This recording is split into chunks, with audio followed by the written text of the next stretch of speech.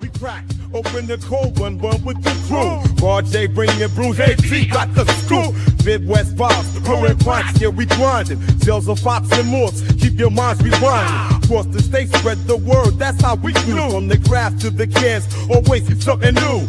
Raise your glasses, cheers to the cherry sauce. And every sip, till the stories evolve. Hear news blowing up, hear the chatter. Midwest Beer Show, race in the crowd. Roger on the mic with the passion and blast. Dave C's got the knowledge for an history fast. What is up, everybody? Back for another Midwest Beer Show here on the August 8th of 2026.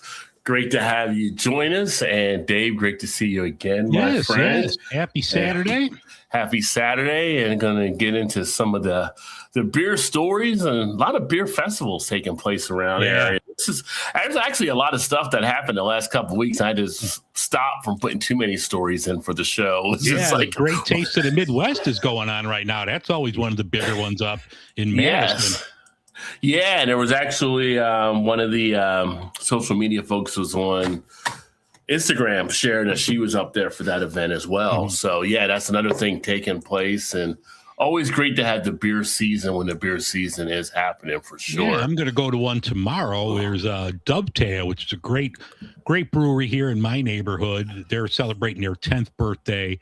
So I'm going to head over there tomorrow at 1 o'clock.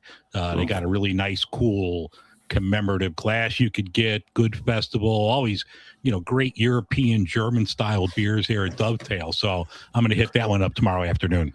Nice, very nice. And I know a couple of the other guys I know over YouTube, Ginger Yeti and also the Beer Patrol. They're actually at one today over in Sandusky.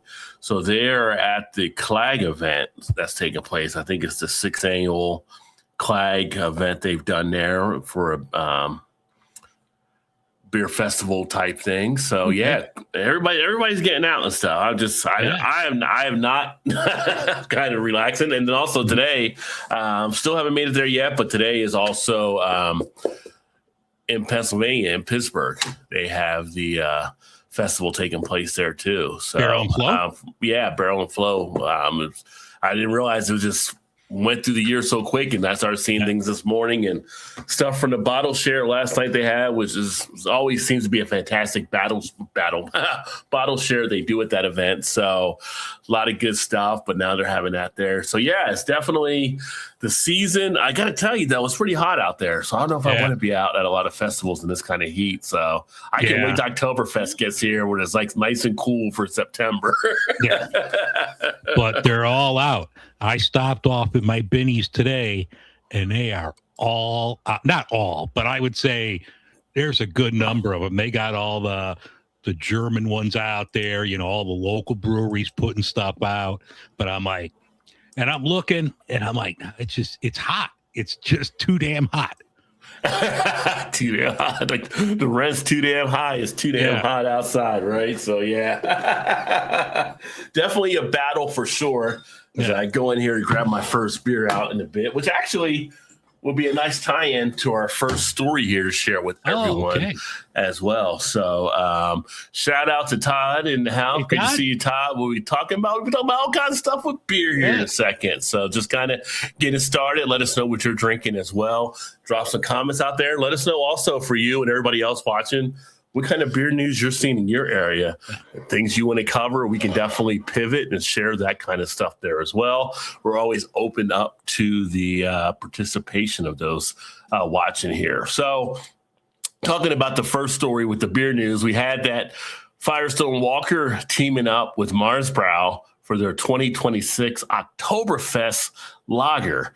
And that's something that you actually had come across pulling this up as well. And it just so happens my first beer of the evening is going to be. Oh, look at you. It's just the timing had all worked out. So for those of you watching my channel, I do have an unboxing video that'll be going up this week. Firestone Walker sent me their third quarter Brewmasters Collective, and part of it was a 4-pack of their Oktoberfest, which is done here, like I said, with Marsbrow, 6% ABV, is a fest beer. Interesting, because last year I just always remember them doing the Oktoberfest.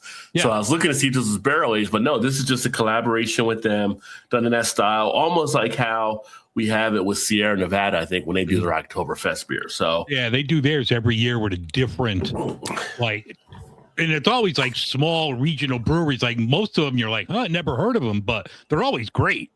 yeah, they're always like pretty good things they come up with over the years. It's kind of fun to actually see what they're doing each year and get a different taste and feel. It's almost like the anchor theme of Oktoberfest beers. Each year is a little bit different. So, but that'll be the first beer I'll crack open here in a second. But if you haven't seen it out there as of yet, which to me is still feels early.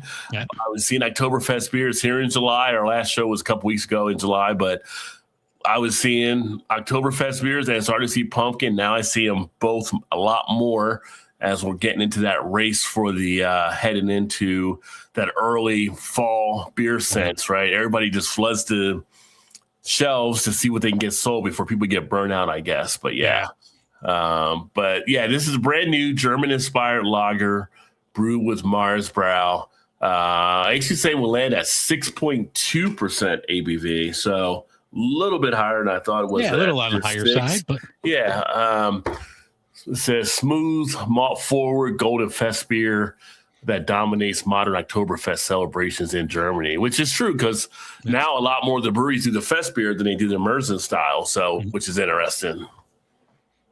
Yeah, actually, I looked for this today when I went to Binny's. Okay.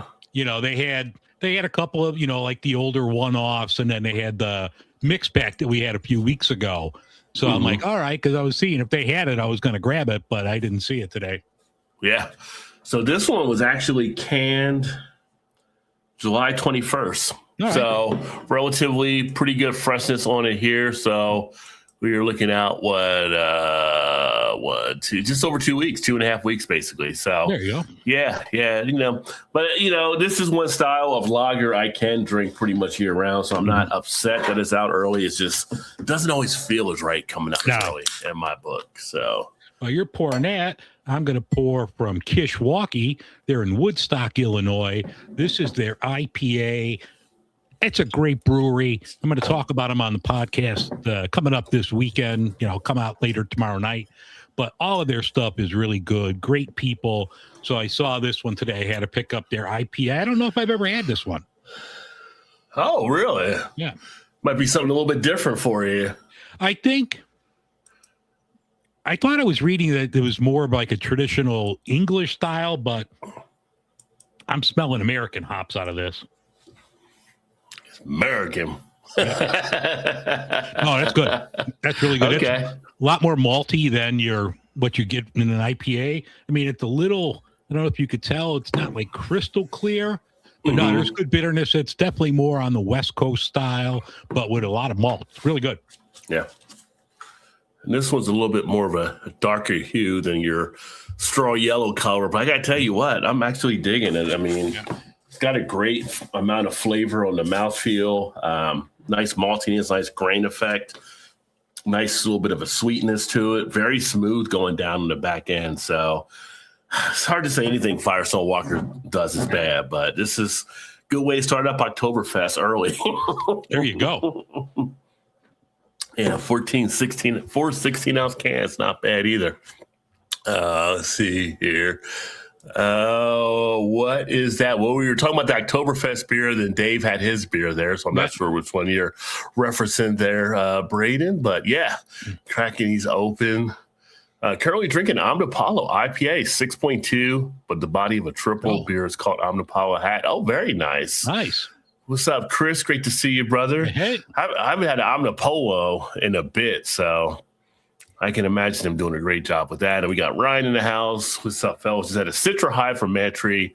Popping in now and say hi, but I'll be back in about an hour or so. Gotcha. I know you were out earlier too, doing some visits around town. I saw some of your Instagram. So Ryan, one half of Cincy Brew Dad, is another great channel to check out if you have not checked them out as well. But but Oktoberfest, Firestone Walker. Definitely right now I'll have a review come out on this beer, but so far very pleasant, nice to enjoy. And And then what Dave had actually realized, which I didn't realize either, was that I guess this is the I'm always bad with like anniversary type stuff. Well, except my own, gotta be right with the one with the wife, but that's the main anniversary to always remember. Yeah. But it is the 1 year anniversary of the show, so did not realize that was the case. So cheers, my friend. It's been a fun ride. I can't believe it just went so fast. Yeah, because I was looking and I'm like, wait, time flies, I remember when we having started. Fun.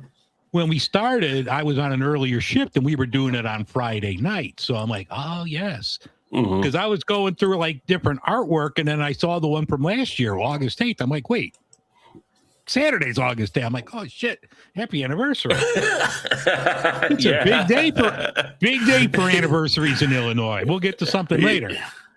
Yeah. And it's following the one Thursday, we had National IPA Day, and then Friday was International Beer Day. So, good week to be for anniversary for sure around beer.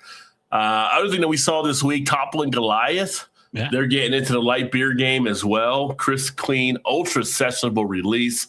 They're coming out, and it's just light beer. Is that the name of the beer? Just it looks like it's going to be like a lager, just like, we talked before that a lot of these crafts are coming out with like their version of macros. So they're low alcohol, low, smooth, easy drinking, 3.5%, 95 calories. So I think they want to jump on that train and get some people away from your garage beers, your Montuckies, and, the big players. Yeah. I mean, you feel like, I guess it was going to be a matter of time because all your major breweries are kind of coming out with an alternative, it seems, and market will dictate what the supply will be. So if the demand is out there for it, that's what they're going to make. And maybe at some point, there's a few different things that have been shared more recently around some of the IPA fatigue taking place. I wish some of them could downshift from that and get some other beer styles out too, but they are mixing it up some. So if you're a light beer drinker, this is something to check out from Toppling Goliath, about to hit the market. 3.6 gram of carbs as well. So, but I don't know like how you compete with the big players. Like I was just at Binny's, and actually my Jewel, they had, you get a 12-pack of Miller High Life, just your champagne of beer, 12-pack of bottles. If you buy 3 12-packs, it's like $6.99 each. Like, $6.99 12-pack. And I could drink the High Life, so I might have to go grab that this weekend. That's pretty tough. Well, it's like here we have Kroger, and you can get Cincy Light is one being done by Rheingeist, and they give you a 12-pack for $12.99, but they give you a $5 rebate through PayPal. That they'll send you right back. So you're getting a 12-pack for $7.99 when that's the case with them. So they're finding a way to compete. But again, Rheingeist, as big as they are, they have a little bit more room in their margins to kind of probably do something like that. Yeah. But if you're one of the smaller type craft breweries, the Toppling Goliath is a pretty decent sized craft brewery, but if you're a smaller one, it might be hard for you to be able to pull that off. Yeah. I mean, it's hard to compete with, with the High Life. Yeah. And thank you, Chris, on that. Appreciate it on the 1 year. Thank you. So, for you light beer fans, we all know a lot of us Toppling Goliath with their Pseudo Sue series. They're now going to have a light beer that you can actually get out there and enjoy as well. And then we also have some stuff going on here with Budweiser, which is interesting. They're actually unveiling a Beechwood Reserve, a brew aged with MLB authenticated Beechwood baseball bats to celebrate 2026 MLB at Field of Dreams game. Yeah, Field of Dreams game's coming up like this week out in Dyersville, Iowa. From the Field of Dreams, they got a new stadium there. It's a permanent structure. I think it seats like 10,000. It could be wrong, give or take, but they're going to use like some baseball bats to Beechwood age some special beers. So, if you're a collector and you pick up these commemorative things, this might be something to add to your collection.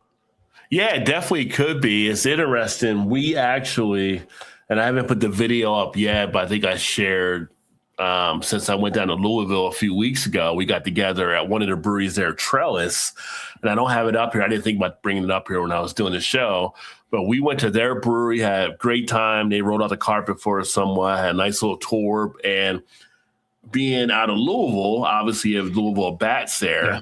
And he knew one of the guys over at the factory, and they provided them with bats off the line that they were going to use for some elements for brewing as well. Okay. And the ones that he got were ones that had to get a nick here or there where it couldn't be 100% authentic, so to speak. But it's like something that the most people wouldn't even really notice on it. Mm-hmm. And so we ended up bringing those home, which was pretty cool. And then we all signed one there at Trellis for him to have there in the brewery, too, from all the different channels that were involved. But it was kind of cool. It was something there, and it's kind of interesting to see. With Budweiser, do you think that's something that might be gimmicky enough that I'll probably pick up some good stuff from this? Or yeah, I don't know. I mean, it might just be something that's in Iowa. Maybe it's only something you could get there, you know. Okay. Yeah. I don't know if I saw it. If they had it in a single, I might get it for a collector's piece, but you know, I wouldn't go out of my way to buy a 12-pack of it. Yeah. So they do show it will be in limited quantities across Iowa, Minnesota, and Pennsylvania. Okay. It'll be called Budweiser Beechwood Reserve Limited Edition Brew aged with the MLB authenticated Marucci baseball bats, crafted from the same beechwood used in Budweiser's signature aging process. So if you're in one of those three states, you might have a shot. You probably, for the Pennsylvania, probably might be in the Pirates area or the Phillies. Yeah, because Philadelphia is playing Minnesota Twins, so that's probably why it's those two markets, and then Iowa, of course, the home of the game. Okay. But if you happen to see it or you have a friend there, you might want to check it out. Might be something to grab as a little ceremonial type thing or whatever. So, you know, they're creative. I mean, you got to be nowadays to do some stuff. So, let's see. What's up, KO? Cheers. Hey. Can we get distribution out here? An independent distributor got bought out, and the big boy distributors just care about big volume for cheap, leaving the small ones without distribution. Definitely does happen. Yep, absolutely. And testing out the new Amarillo Citrus Simcoe IPA I just brewed and plan to enter the company. Oh, well, good luck to you there, KO. Very nice. Absolutely. Yeah. Best of luck. Got the 3 hops working there. So, yeah. Yeah, Ryan mentioned he was drinking a Mad Tree Citra High. So that's one of the ones where they just use a Citra hop for. They have a Citra High, they have the Galaxy High, and I think they do one other. Galaxy High is my favorite because I'm a bigger fan of the Galaxy hop than the Citra hop, but both are really good that they put out from Mad Tree. So a lot of good stuff happening there. Maybe not as much good stuff happening at this other brewery we're about to talk about, which is kind of interesting story in itself. So up in Minnesota, which we were just talking about here. Wisconsin. I'm sorry, Wisconsin, my bad. Minnewaca. Okay. Yeah. I'm trying, folks. I'm trying. So Minnewaca Brewing Company, they kind of got themselves, the owner's got himself kind of in a pickle, and it's kind of interesting being stripped of their alcohol brewing permit. And it gets to a question, I guess, if it's maybe politically being done, or maybe this owner was doing stuff that he wasn't supposed to be doing as far as other things I'm seeing where, I've seen some other things where he was distributing across the other state line without having the right distribution as well. So I have no doubt, though, that the political eye is what got him caught in the hot water as what it is, and they're going from that. But we just had up there that Wisconsin has went ahead and revoked the brewing license for him or for his company, and it's on the heels of him just coming out. He said he was going to come out with, if Mitch McConnell were to die, he was going to offer half price beer when it happens. So it's kind of like, it's a dangerous road to walk when you're putting beer and politics together. So it's kind of like, you know, it's the freedom of being able to say what you want to do or try to do what you want to do, but there's also the repercussions of doing those things as well. Yeah, and he's also said, you know, the day that the Orange Man dies, it's free beer day, and they even sell shirts. I wish it was free beer day at Minocqua Brewing Company. There's right to free speech, but if the government's shutting them down because of that, well, yes, it's in bad taste, but it's free speech. Yeah, and we've had breweries in the past do some things in bad taste and get away with it or so, or get corrected with a wrist slap, like Flying Dog did on a couple things before, and there was a few other breweries. But yeah, this is that's the thing. So if they're revoking it, I'm sure it's going to have to go to court again on the next level. I'm sure he's going to fight it or whatever. And if the guy was doing illegal distribution, I think they mentioned Illinois at one point in the story I read a couple weeks ago. And I didn't know they must contract brew here in Illinois or some of their stuff. And I don't know if it was labeled correctly. It didn't sound like to me that it was nefarious. It was, just got labeled incorrectly because, Minocqua's been in the crosshairs for a couple years because the guy's so outspoken. So you can't believe anybody would be that stupid. Now, I could be wrong, but if you're in the crosshairs, you're not going to do something that stupid by trying to skirt interstate, liquor laws and all of that. So it sounds to me like it was just inadvertent, but you broke a law, so you're going to have to pay for it. Yeah, that's the thing. If he broke the law and then him putting a spotlight on himself up in the area where he was at, too, doesn't really help the situation. So, although, Wisconsin, I think Wisconsin's kind of more of a purplish type state. I think they have their times when they go one way or another, so it's not like it's total red or total blue either. But the Minocqua area is red. Oh, Minocqua is red in that area. That area, yeah. Okay, but as far as the state, they're more closer, kind of going to purple, I think. It depends on the big cities like Madison and Milwaukee are probably more on the blue side. Everything else, it's red.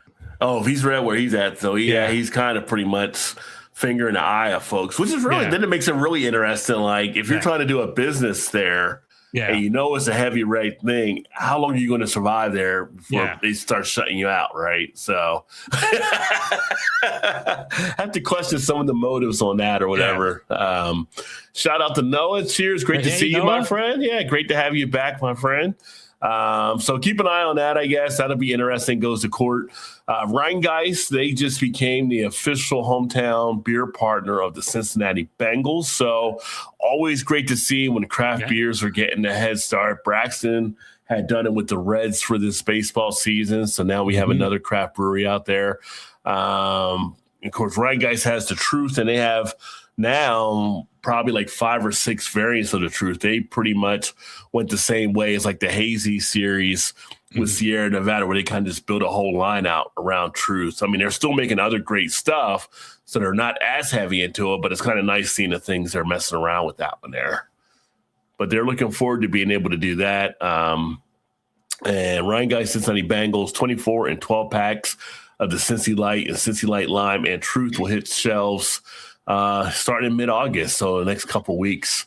And they get distribution. It'll be interesting to get distribution outside Ohio, but I don't know if there's going to be anything they're going to put on these going out anywhere else, since obviously it's the Cincinnati Bengals. So we shall see. But it's weird because usually we don't get those here. But today when I was at Binny's, we talked about it months ago on the show that Upland had that beer for the Hoosiers with the red and white striped cans. I saw that at my Binny's here in Chicago today. Oh, wow. Okay. Yeah, I almost grabbed it, and I'm like, no, I wanted to get, a couple other things. So, yeah, we have to wonder about it being last year's crop or something, too. So, how good is it going to be? Is it on the discount table? Then you would kind of know. Put it in the mix bag. Maybe I'll grab one. Yeah. Right. Great Lakes, new beer garden party pack, fall seasonals on the way out. They introduced that one here happening. Oktoberfest and limited releases. Favorite Oktoberfest beer garden party pack alongside with the Joe Thomas 73 Kolsch and the Nosferatu Double Red IPA. which not for us is always so good. Yeah. And their Oktoberfest, that's one of my favorites. I mean, that's one I grab every year the first I see it. Like, I hope this party pack comes out because they got a apple pie Elliot Ness. That sounds amazing. Like, Elliot Ness is such a great, that's more of a Vienna style, if I remember right, the Elliot Ness. Yes. Little apple pie in that, and then a German pill. Sign me up for that 12-pack. Yeah, it's kind of apples becoming a crazy thing right now that we're seeing some of these breweries, not just the big macros. Now you got them kind of doing something here as well. And actually, theirs is a 6.5. Now, they actually do make a Marzen for their beer. Mm-hmm. Number 2 selling craft Oktoberfest in the Midwest region. Did not realize that in the top 5 craft Oktoberfest nationally, according to Nielsen. So they're doing something right, as they always seem to do up there. They're also the official craft beer sponsor of the Cleveland Oktoberfest, which will take place September 4th through 7th and 11th and 12th. And it's Cleveland's largest annual outdoor event. So if people get around the Cleveland area, you're going out there around right after Labor Day or during that course of a week, swing by to a beer festival. Yeah. Why not? Why not? But the German Pils, 4.9 ABV, Bavarian inspired. The Apple Pie Elliot Ness Amber Lager, 6.1 ABV. The Pils carries on Great Lakes tradition as a highly respected lager brewery, first served as a limited infusion at brewery events. Apple Pie Elliot Ness features autumnal, or I guess you say, because you say autumn, but I was autumnal apple pie spice flavors to complement its smooth, rich malt body. Blend of heritage, tradition, and innovation. Beer Garden Party Pack highlights seasonal flavors crafted for fall celebrations. So let's see here. So yeah, that comes out here mid-August as well. So keep an eye out for that if you happen to get those. And then the 73 Kolsch is returning, which is a collaboration with Joe Thomas, Hall of Famer Joe Thomas from up at the Cleveland Browns and where he had his career. And that'll be in 6 and 12 packs and 19.2 ounce cans. There's that old 19.2. We know that shows up in stores. So you can kind of get a sample off of that if you like. But it is a Kolsch at 5.7% ABV brewed with rye. So you have a little bit of that spice kick there. Mm-hmm. And Nosferatu, of course, if you have not had that one, it is an Imperial Red IPA, 8% ABV, hot bite, rich, roasty, malty character. Yeah, it's one of my favorites from them that they actually put out each year. So I know a lot of people look forward to when they come out with that going here into the fall. So scoop it up if you can get it. Let's see here. I know this is thought of the whole Bud Light controversy with transgender and aftermath. Honestly, I got friends about Tice, but that was a poor move to me. Well, that was like a while ago when we talked about that whole thing. So, I mean, at this point, kind of like everybody's kind of past that, but it was definitely a move that it wasn't a campaign. They gave the person some beer. It wasn't like a Bud Light campaign. Everyone just latched onto it. So what you do about nothing. Yeah, nobody could actually go out and buy it or anything like that and everything. Yeah. So it's something that got overblown out of proportion for sure. Let's see here. So we had the Stable Genius making a mockery of course beer out here, but probably upper 90% of their drinkers were on the same page. Yeah. Let's see here. Let me check a couple other Sparkles in the house. Cheers, Michelle. Hey. Great to see you. Got the little eggplant parmesan for dinner tonight. There you go. Are you an eggplant parmesan fan? I'm not usually a big eggplant person. I'm not an eggplant person. Okay. But I know in the Italian world, that is a staple. So that's why I wanted to ask you, see what your thoughts were on it. Yeah, no, I'm not an eggplant person. I'll do chicken parmesan. I actually did some pork out of tenderloin and cut them into medallions and smashed them down and did kind of like a pork parmesan with a little parmesan crusted. Those came out phenomenal. Oh, very nice. Very nice. Yes, Michelle, I think I did know you were Italian as well, and Dave is here too. So pretty cool. Let's see here. And take a look. So American Craft Beer Hall of Fame, they've actually got something new taking place, which I was not even aware of myself, which is pretty cool. I got an email, hey, we want you to do a vote on this. So they are actually introducing a category. Let me see if that went to my spam folder. Okay. They're introducing a new category to put on the site for top 5 landmark beers, or Hall of Fame landmark beers, I should say. We had to choose 5. They gave us a pretty good list to choose from. So the list gets chosen by the people that are kind of like the board consultants and things along those lines. I don't handle any part of that, but I just get to vote when they actually come up. Some of the beers that were listed were Alaskan Smoked Porter, Alchemist Heady Topper, Allagash White Ale, Anchor Old Foghorn, Anchor Old Special Ale, which is the Christmas ale, Anchor Porter, Bell's Two Hearted, Brooklyn Lager, Buffalo Bills Pumpkin, Deschutes Black Butte, Goose Island Bourbon County Stout, Grant's IPA, New Belgium Fat Tire, Oscar Blue Dale's Pale Ale, Pete's Wicked Ale. I know you're a big fan of Pete's. Yep. Red Hook ESB. Classic. Russian River Blind Pig, Russian River Pliny the Elder, Sam Adams Triple Bock, and Widmer's Hefeweizen. It's a tough list. It's a tough list to pick 5 out of that. And then they go through the same way as for people getting into the hall, I believe. You have to hit a certain plateau of people voting for you to get in. You need to have the beer hit like 70% or whatever that number is. But anything there that kind of jumps out to you, anything you kind of thought would be ones you would be leaning into? I mean, it's hard just looking at this, and this is the first time I've seen it because I didn't get the email. Alaskan Smoked Porter would be definitely on my list. Anchor, our special ale, or the porter. Anchor's porter was phenomenal, but I think I'll have to go with our special ale. Bourbon County Stout, I think you have to do it because it was one of the originals. I might have to leave Pete's out because I was a big fan of Red Hook ESB. That was one of the first craft beers I started enjoying. And I'm going to leave Pliny off the list and go with Sam Adams Triple Bock. Oh, wow. Sam Adams Triple Bock. Okay.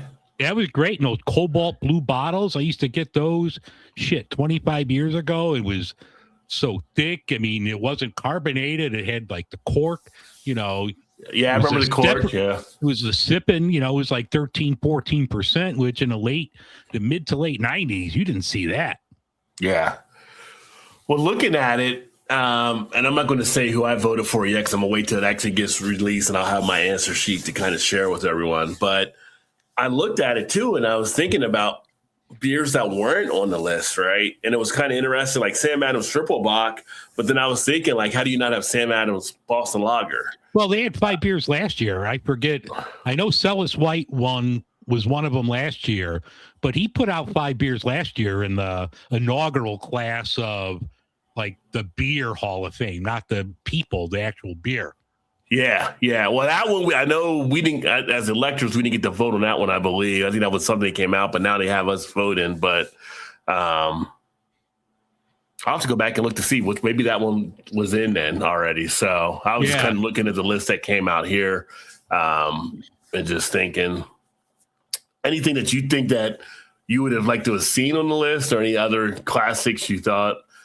No, Boston Lager did get it. I'm pulling up the 2025 list. So it was Sierra Nevada's Pale Ale, Sam Adams Boston Lager, Anchor Steam, Celis White, which was my favorite, and Anchor Liberty. So you already had 2 from Anchor. They'll probably get our special ale in this year. I mean, there's a lot of good. Pale Ale was my Pale Ale I was thinking as well. So that was already in. So, but like Sierra Nevada Bigfoot. Yeah. That could have been something as well. Or the next one I'm going to crack open. Well, not right now. I'm on new meds. I got to drink a lot of water. But the next beer I'm going to crack open could be on that list, but it's not. Yeah. Okay. Well, okay. We'll have to look forward to Stay that. tuned for Everything. hour 2. Yeah. We talk about Great Lakes, but Great Lakes could have had some stuff there. I know Dortmunder Lager has been huge for them over the years, right? And that Their kinda original got Burning River Pale Ale was yes. killer. Yeah. Yeah. But, it's hard to get everybody out there, but you're getting things from across the country. I'm kind of surprised that Treehouse wasn't on there with their Julius, just because It hasn't been around as long as some of the others. I think we got to get some of these 25, 30-year-old beers in there first before we start working on, the hazy IPAs. Well, Alchemist is Heady Toppers on there, but they were also looking at the Landmark being something that kind of broke the norm or whatever too, I think. So that kind of opened up a new area. So that's why I think that Julius opened up. But again, you had to have enough people that could actually get even ours Julius. So and also, people like us, we're not 20s. So we're gravitating towards the older styles too. So I don't know who the electorate is. If it's people our age, it's going to be a while before you see, some of these hazies and new stuff in there. Yeah. It could be a while. It's kind of like, we just had the NFL Hall of Fame go in, and which is still surprising, but Roger Craig, 26 years, 22 years, whatever the number was, but whatever it was too long. Like he should have been in a while back, right? Yeah, he recorded his speech because it came out today that he's suffering from early dementia while he's still getting along good. Yeah. But he had to record his speech. It's like, you're either in or you're out. Don't string people along like that. Last year or 2 years ago here in Chicago, Steve McMichael, he was on his deathbed with ALS. He couldn't speak. The guy's numbers were Hall of Fame numbers when he retired.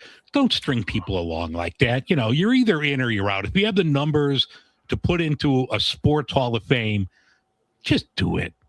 Yeah, just do it, right? Why let these people get old, sick, and die before they could appreciate, let them earn a couple extra bucks by writing HOF on their baseballs or footballs or hockey pucks or whatever. Yeah, or just to recognize them while they're still here, just to give them that opportunity. All right, Noah, have fun at your event. Great to have you stop in, my friend. All right, man. Kale says, I like Treehouse Julius all day, and I'm surprised it's not included. For that style, it's better than what I can get out of the P&W. Yeah, that was a landmark to open that style up. So, and it could be something that gets on next year. It's a matter of getting onto the ballot, and I don't know if there's a criteria for how long it has to be out for the ones they want to count to get in, but looking at that list, it just made me think of that and maybe a few others that might be out there that weren't on there. Again, I didn't see it from last year, so I didn't realize Sierra Nevada Pale Ale because that popped in my head, or the Sam Adams Boston Lager, but they're already in. And so, going forward, it'd be a nice little fun thing to partake in and see what actually comes up down the line. But, I would take Julius all day pretty much when I had that. The Alchemist Heady Topper, obviously, the history of it, I can definitely see that on there. It's just interesting for me now because that and Pliny, I've had both now. Mm-hmm. And to me, you got to appreciate them for being the classic they actually are, but they just don't grab you now like they did back then because there's so many other beers that are doing it out there. So, yeah. But I would definitely say to try them if you can get them for sure. I do want to do Pliny the Younger. I haven't had that one yet. Yeah, so that's one that's on my bucket list. Yeah. And then I had, Firestone Walker. I mentioned earlier they came out with their quarter collection for the Brewmasters Collective, which is the Bridge Collection. I actually have this one here, which was included when they sent it out to you, but I thought I'd just share the beers they have for the Firestone Walker. I mentioned already you had the 4 Firestone Walker Oktoberfest beers that were included. They have one that is called Bless This Mess. It's a collaboration with Bottle Logic. I'm excited to give that one a try. It is a fruited stout with huckleberry and Tahitian vanilla aged in bourbon barrels. Barrels used, Blanton single barrel, Buffalo Trace, 6-year 4 roses. It's aged for 12 months. They say it's basically a taste of chocolate-covered berries and a sweet cherry juice. They call it smooth with alcohol heat on the back end. Cherry can be kind of a risk, so I'm kind of waiting to see how this one pans out because you do almost end up getting a medicinal feel sometimes. So people go down that road. They say the aroma, ripe berries, red wine, cherry, and Tahitian vanilla. So definitely excited to give that a go. 13.1% ABV. They also have another one that's a collaboration with Boulevard Brewing. It is the Barrel Hounds Grand Cru. This one is a blended barrel-aged ale, 13.2% ABV, barreled in Willow Creek Malt and Oats whiskey, 11-year-old Henry McKenna, Whistle Pig Estate Rye whiskey, and 6-year Four Roses bourbon. And this one is actually aged for 18 months. Nice. They say aroma whiskey float with vanilla ice cream. Does have the booziness on the nose. Taste, sweet, dried fruit, bourbon, sherry. They say sweet, moderately bitter, alcohol heat to finish. So that'll be a nice one to kind of get into. Then they have their Paraboloid, which is an imperial stout aged in elite bourbon barrels. This is done 18 months as well. ABV 15.3%, 20-year Elijah Craig, Blanton's Gold Single Barrel. They say roasty bourbon, melted chocolate, also boozy. Taste sweet, moderately bitter, smooth sip with the sharp finish, they say, on mouthfeel. So that'll be an interesting one.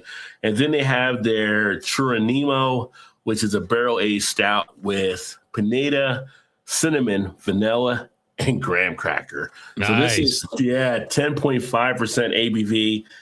They say this one's just 18-plus months for the barreling.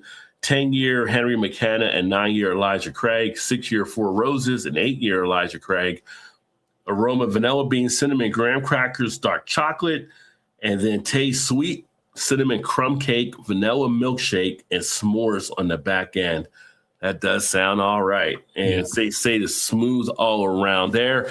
And then they had like a different thing. So they had like their Primal Elements, which is kind of their part of their sour series they kind of do. But then they switched it up because I guess it wasn't ready to go this year, and you were able to get one of the 2025 favorites to hold you over while that was getting done. It was either the Uber Omni Gruber, the Grain Shift, or the Tenny Troll.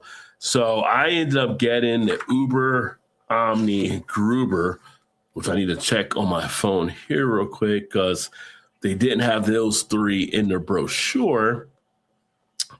And well, if it's like those last couple ABVs, you might need an Uber to get your ass home. Might. Yeah. So this one is 13.6% on the ABV for that one.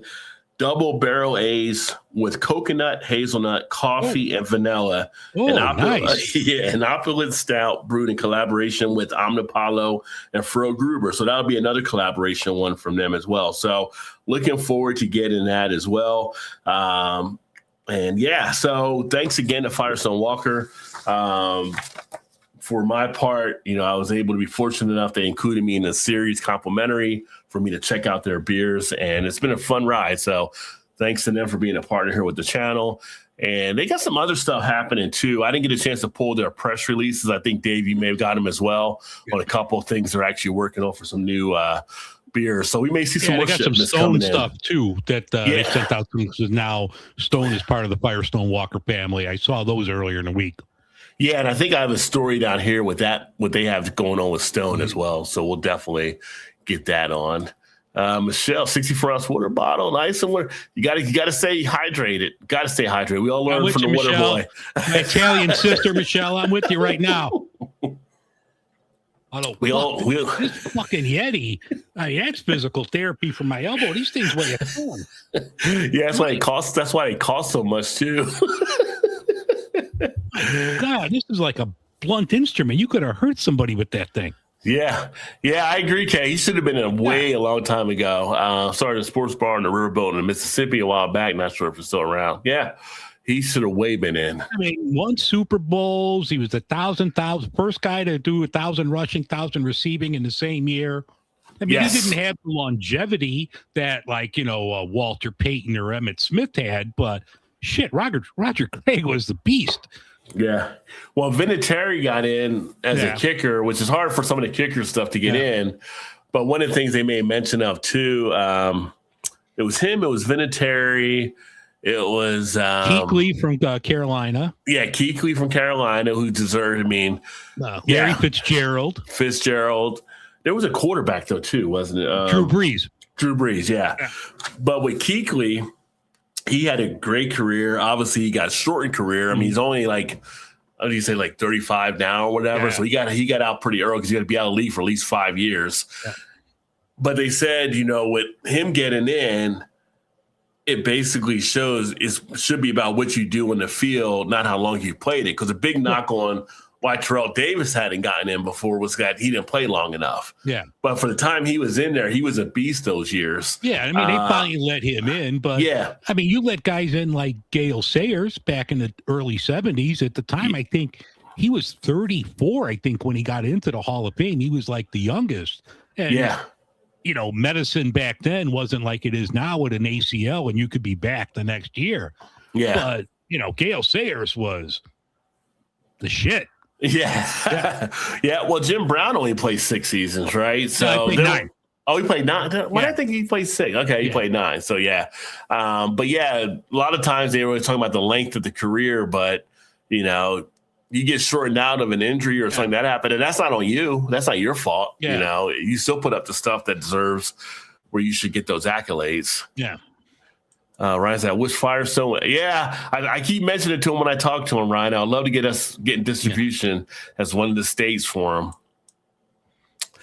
I'm with you and Hetty and Pliny. They're good, but not worth the hype anymore. Pliny has changed in the recipe to my taste, super watery now.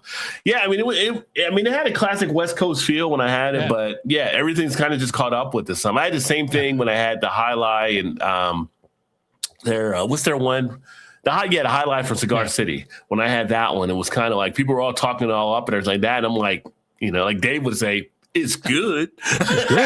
Yeah. I'm not gonna drain pour it, but but it's not as great as some people had built it up to be. So but you also wonder with like beers like that, they get hyped so much, and especially with Pliny, because you can't get it everywhere. And when you do finally get it, even if it's a couple years later, you're like, this is it. This is what everybody's talking about. But when it came out, no one was doing double IPAs. Right. Yeah. When it came out, it definitely set that standard. So Ryan's now drinking a Kirkland Signature House Lager. Yeah. That's the one that got pulled down, right? With the sheets. Yeah. I was at my Costco Monday. They still had some left, and I couldn't pick up a lot, so I didn't get it. I'm going to have to run back and have somebody pick this up. I'll play the old man card. Excuse me, mister, can you help me with that? Could you put that in my cart, please? The beers all taste better with it. I mean, that can definitely be the case because the bar gets set, but there are some that have that.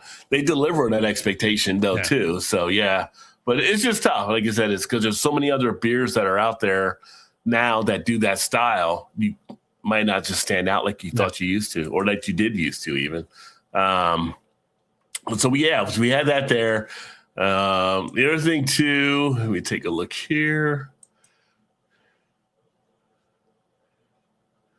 Pull this up. And this is more of a self-gratification share, so to speak.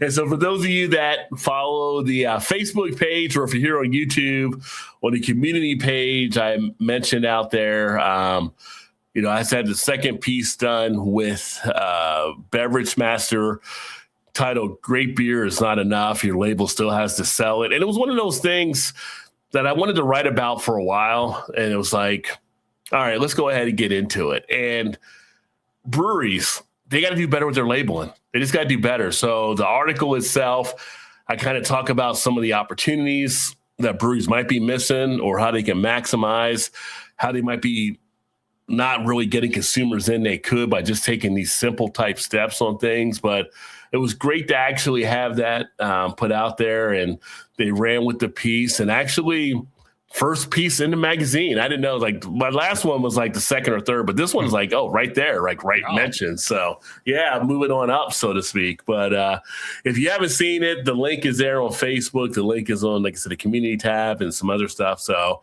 but it was good. So I mean, craft brewing and labels. I don't know what you're feeling is, Dave. I feel like they still have to get better in a lot of ways. Yeah, you gotta catch people's eye. However you do it, then, like, you almost kind of have to dumb it down. Your beer people know what it is, but the average consumer who is not a craft beer person, their eye is going to be caught by attractive looking can art, label art, 6-pack cases, 12-pack. You need to do something that's going to get the people's eye and have them pick it up. Right. And you got to have the right information on it as well. Yeah. To basically inform that person so they know what they're actually getting, or date stuff. I had a thing on the community thing about mistakes buying beer, and a lot of people chimed in or voted on about not checking the date. I mean, that date should be out there, easy to see for folks. It should be emboldened, but people put on the bottom of the can or whatever, or on the side. Like, make sure people can tell. Like, because I see some labels, they put it in there, you can't even tell because the ink they're using for the date blends into what the background is, and it's like you're looking all over for it, right? You're making it hard at the bottom of the can, and it's smudged. It's smudged, yeah. You make it hard for the consumer. It's like some of the good ones, they'll have labels, and then on the label to have a white space, and it's printed right in what the date is, either Best Buy or canned on, to give the consumer. Those are how you want to kind of position stuff. So just kind of interesting. So that was the last piece I just did. I'll have another piece coming up in there October. I guess it's August. I think October, November issue I'll be working on next. But you guys got topics out there you think beer should be looking at? Feel free, shoot me an email, drop me a comment on the community tab, whatever. And it might be something I can definitely cover out there for the beer world as well, and try to make it all better for all of us as we sit there to enjoy this frothy beverage. Yeah. Yeah. Now, the next story, I'm going to let you handle this because this is Chicago news. Well, speaking of frothy beverages, now, this is the 10-year anniversary this is the 1-year anniversary of the Midwest Beer Show. This is the anniversary of the first Cubs night game at Wrigley Field. But August 8th in Chicago is an historic day. This was the day on the Kinsey Street Bridge that the Dave Matthews Band tour bus emptied its 800-pound septic tank on people. And now, if you've ever been to Chicago, we have these architecture tours where you're on this boat, this big open boat, right down the Chicago River.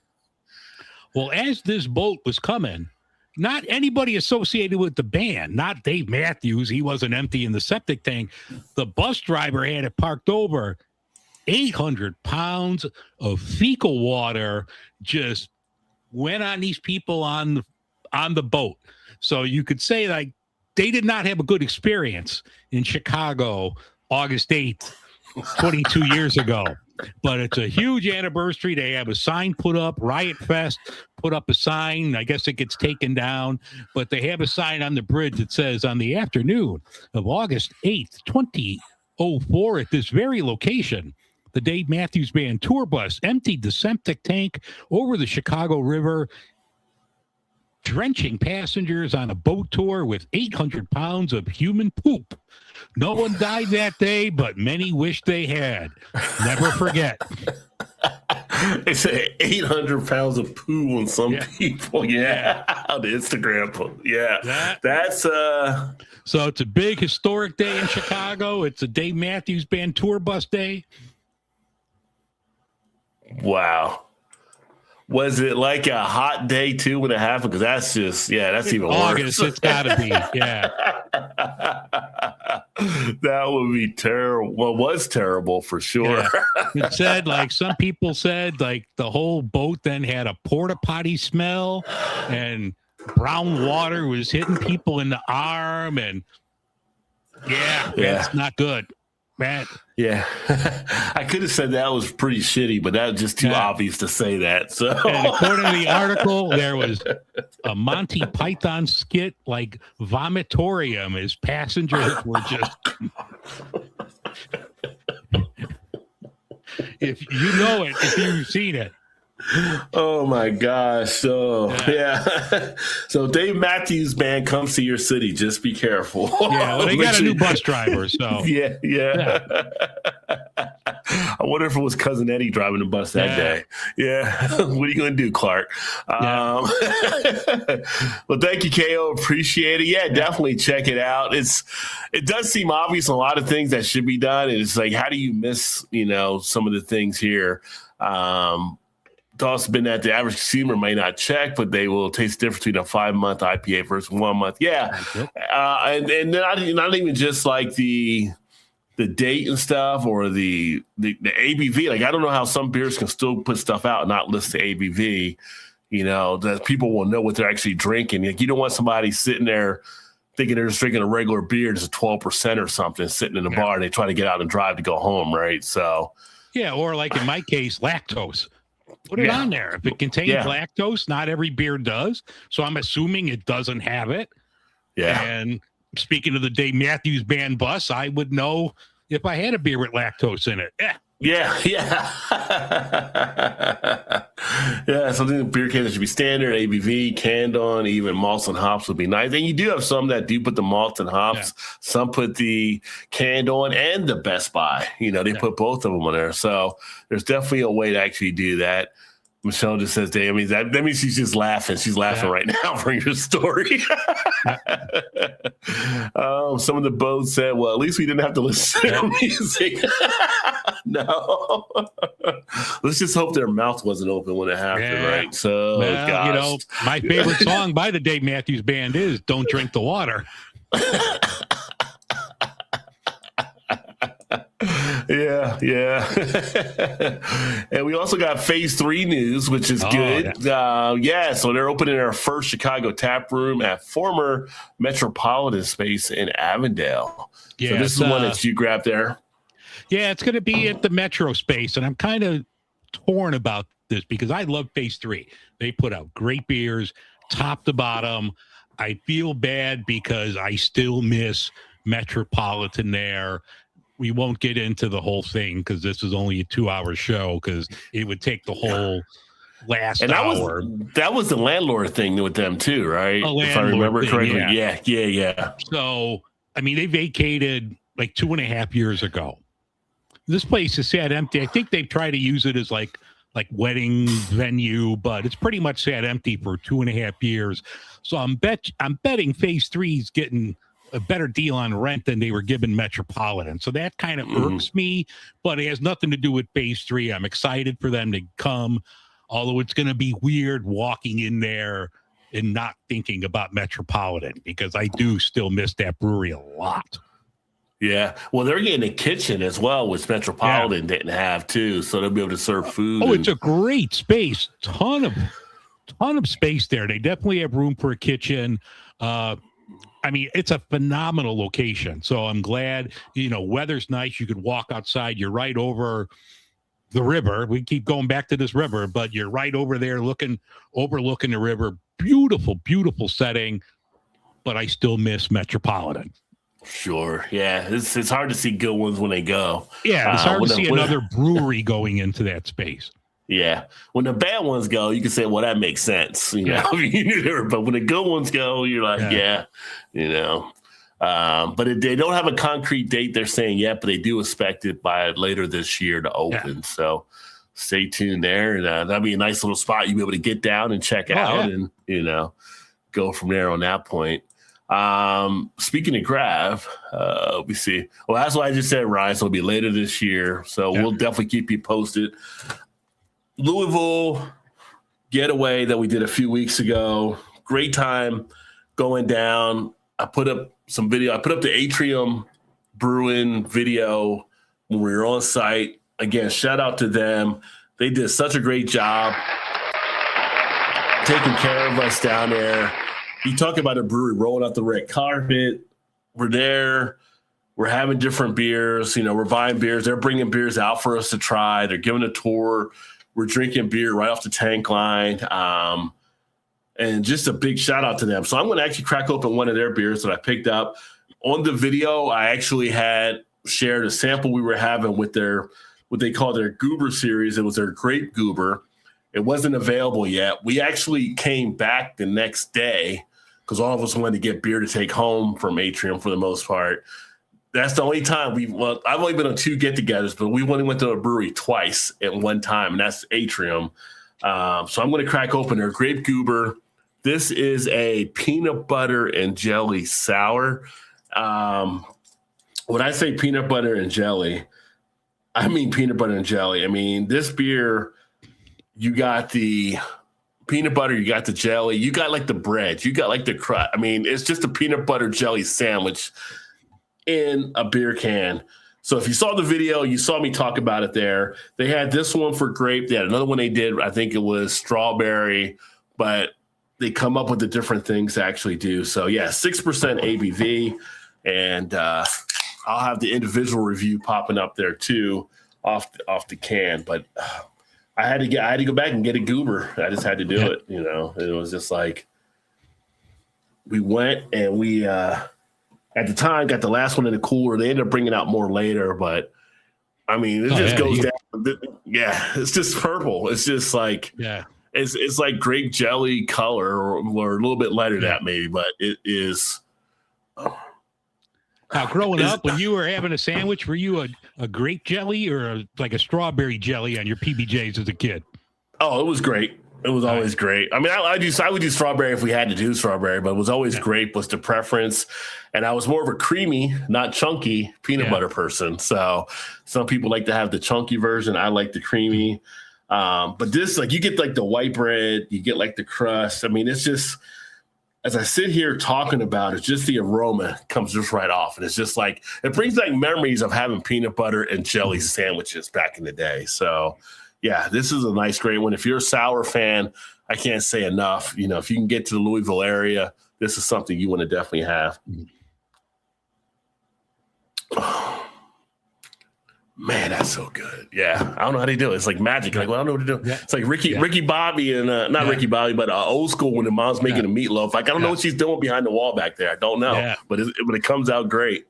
Well, I'm going to go with the classic, one that could be in the Craft Beer Hall of Fame. Sierra Nevada has brought back their porter on a limited run. This was always an outstanding porter, right up there with Anchor Steams. I saw this today. They brought it back. Like I said, it's a limited run. I can't wait to try this one. Very nice. Yeah.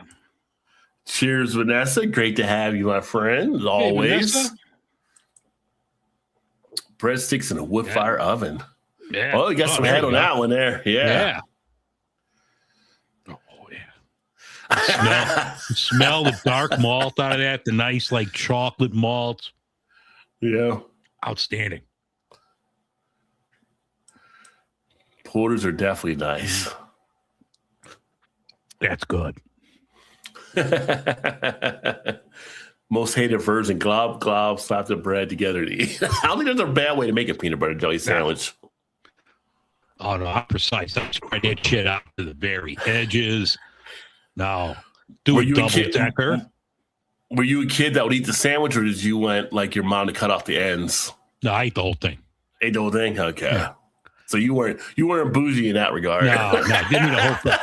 And like, my mom would never like buy Wonder Bread or anything. Like, we went to the bakery every weekend and got loaves of fresh bread. So we always had like bakery fancy white bread. Okay. Wicked Witch Grape from Fable. Okay. I still got Fable here. I got to still drink. Witch Stay, 7 variants. I gotta get over that brewery. I definitely do. You're right, Ryan. 450 to 500 on the oven, and then precision eat. I don't think. Yeah. just eat. Yeah. Grape jam to grape jelly spread as better. Now, did you ever buy the goober to mix together with the stripes? One time I bought it. One time I bought that. But usually it was like Welch's grape and like peanut butter. I was more like Jif, I think, with the peanut butter growing up. I don't think we ever got like the Peter Pan. Might have done Skippy. Might have done Skippy as a kid. But yeah. bread making years ago. Yeah. Of course you did. Yeah. Of course. Yeah. With everything else, Vanessa. She's probably sitting there with God when he made the world. Like, hey, you know what else you need to add? Yeah. She's like Bob Ross painting little trees in here. Yeah. I've never made. You're talking to two guys here. I'll say for mine, I've never made jams and jellies. I don't know about Dave. Dave might do a little stuff in the kitchen. I would. See, that's something I would like to do, but I have not done that. Yeah. Like I'm more adventurous. Like my wife, when I say, I want to make this, she's like, just go out and buy it. It's like if somebody does something for a living, they're going to do it better than you. So just go out and buy it. But I will make my own doughs for pizza. That's why I'm jealous of Vanessa with that nice pizza oven you post out on Instagram. But yeah. Yeah, my wife's the same. She's just like, just go buy it. Like, Jif is the correct answer, huh? Okay. I have not had Jif in 100 years. Like, probably because at Costco, I just buy the 2-pack of the Skippy. So I just get the Skippy Creamy.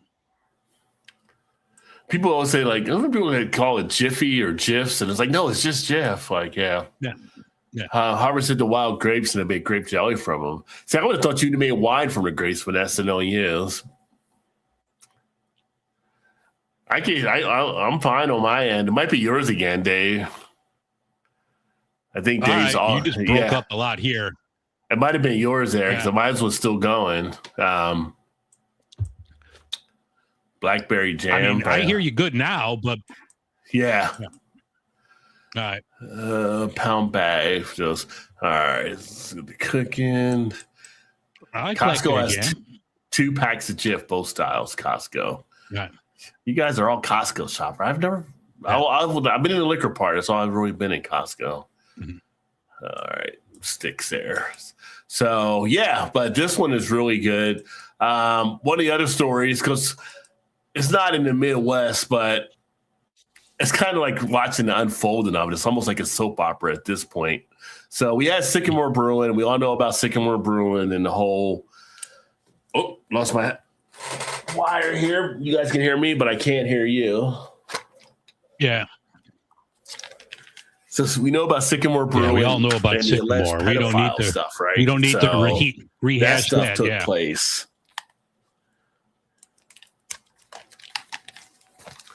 Or maybe attempted. Why does this keep coming out?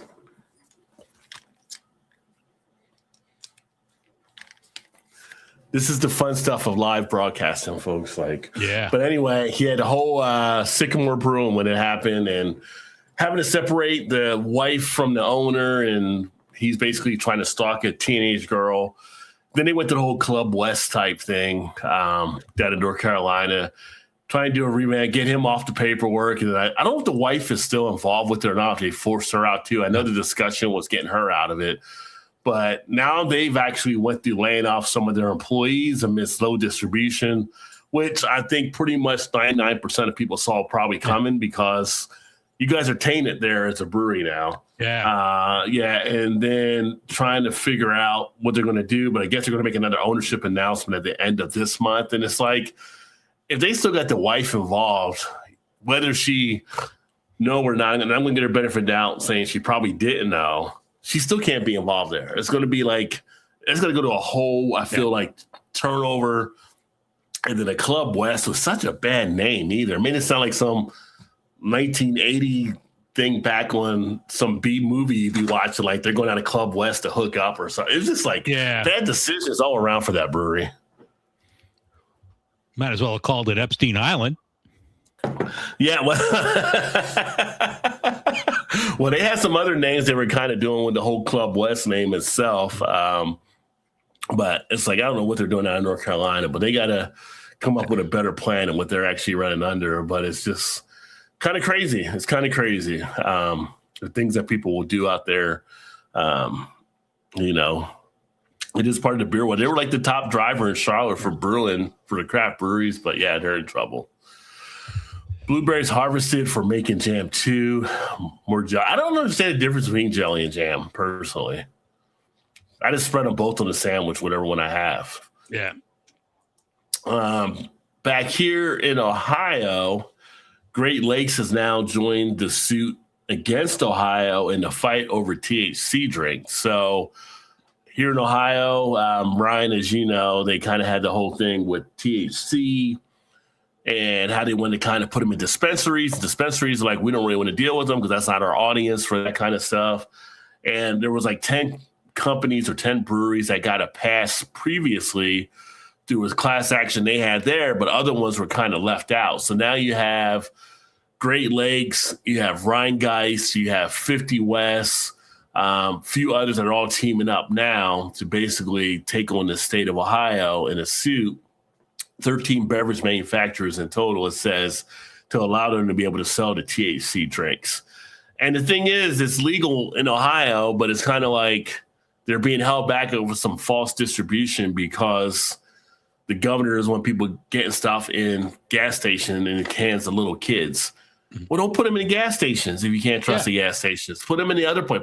What better place to put them in than a liquor store where they actually ID people all the time?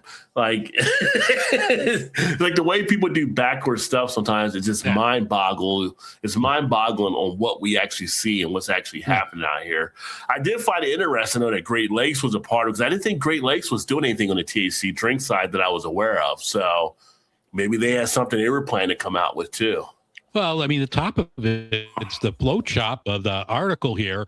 And I remember seeing something about that, but they have different flavors and different like milligrams, like the orange creamsicles at 10. And then they have like a lemon lime, which is a 5 milligram, a root beer is a 5. So I know I've seen and I've read about it, but you know, they didn't distribute that here. Okay. But, you know, and then the national law got pushed back a month where it was supposed to shut down in November. And now I think December 11th, they pushed the date back. So they're still hammering stuff out of, you know, they can continue making these beverages and selling it after December. Right. So they had Great Lakes with 50 West, Athens Beverage, Seven Sons Brewing out of Columbus. They do some good stuff too. Rheingeist, Wellness of Willoughby, Delta Beverages, Crescent Canna, Cheech and Chong's Beverages. You would think Cheech and Chong would be like, that's big time. And you're not even letting Cheech and Chong do their stuff. Torch Drinks, Uncle Arnie's, Mile High Cure, Hometown Hero, and Lifted Liquids. And I don't know if we got Willie's here. Willie has a drink out too, I think, but his might be more maybe in a different category, I guess. But I don't know if we get that in Ohio or not. Now I think about it, I haven't seen it, but I know about it. I don't think anything Willie puts out is. I don't think anything Willie's putting out is low dose. Yeah. Well, it's kind of crazy though. Something to keep an eye on there. So we were able to get an injunction from the other companies that did do this, and so maybe this will lead to these guys getting injunctions, and maybe at some point people will get sensibility about them, and I'll go ahead and allow them to have these THC drinks out there. It's crazy. Let's see. Mark said, I'll drink to that. Capital punishment exists for reasons. That's one of them. What's up, Rod? Great to see you, my friend. Hey. Great to have you back in the house. Vanessa said, jams have fruit parts in them, jellies made by straining all those parts out, using only the juice remaining. Oh, okay. Good to know.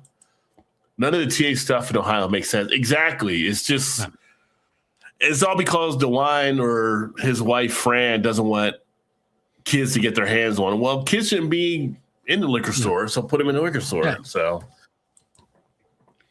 some people say kids shouldn't be in breweries either, but that's a whole different story. Does the THC in the beer even survive the beer making process? No, well, it's not beer with THC. It's actually made differently. But yeah, you have the THC that's part of the drink itself, and that's what gives you the, depending on your milligram, how much you get into it, it gives you your buzz, so to speak. Well, they have like THC NA beers. I know Go has one out. I've had the owner of it's called Enjoy Comma. And it's a NA beer that has like, I think it's a low dose, if I remember right, 2 or 3 milligram that my friend Peggy enjoyed. And she had that on my show. But yeah, that was like a low dose NA beer. And it, from what I heard, it tasted pretty good. Yeah, there you go. And I miss you as well, Rod. Great to have you back, brother. Senate just passed a bill to pause the banning of the hemp products.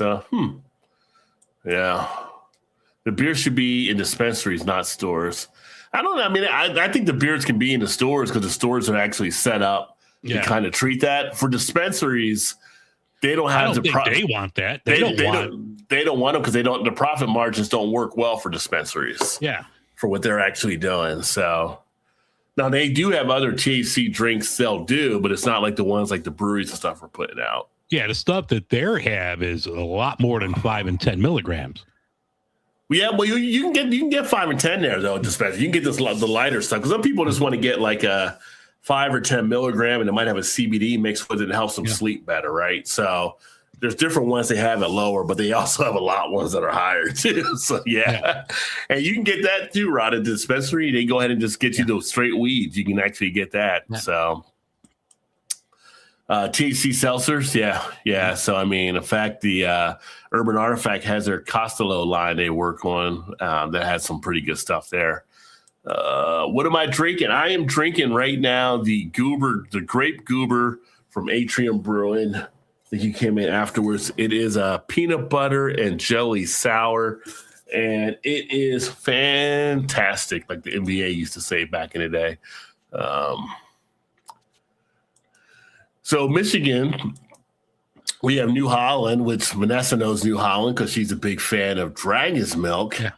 They're actually taking their Space Machine, Hazy IPA, and they're actually going to build a series launch out around it. So they have the Tangerine Space Machine, 6.8% Hazy IPA, and I guess they're going to start doing other variants. They're going to be doing the Juice Boost variant. That's 6.5%. Juice Boost is tropical fruit characteristics, delivering layers of succulent flavor that coat the palate beautifully without overwhelming the senses.